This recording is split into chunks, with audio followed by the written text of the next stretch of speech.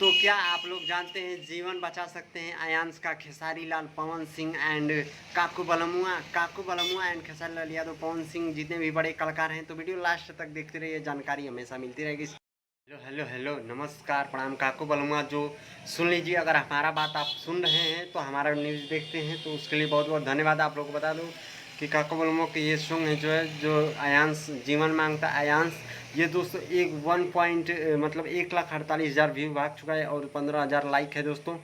ये काकू बलमुआ बहुत नेक ही काम किए हैं दोस्तों। इससे आयांश का प्रचार भी हो जाएगा, यानी आयांश को पैसा भी डोनेट कर देंगे जितने भाई इस गाने को सुनेंगे। बहुत ही अच्छा काम किए हैं काकू बलमुआ, मैं उनको सराहना करता हूँ उनका। तो ऐसा ही वीडियो गाएं, ऐसा गाना गाएं उनका जो। और एक और बात कर रहा हूँ, जो इस गाने से अर्निंग हो रहा है, आप लोग और जितना उसके उतना आप लोग सपोर्ट करें। और जितने भी सिंगर भाई हैं उनसे सॉन्ग गा रहे हैं तो उस मतलब यानी उस वीडियो से शेयर करें और ज़्यादा से ज़्यादा लाइक करें, कमेंट करें और आयांश को डोनेट करें जितना भी हो सके आपसे, और उनका सपोर्ट करें ज़्यादा से ज़्यादा आयांश भाई का।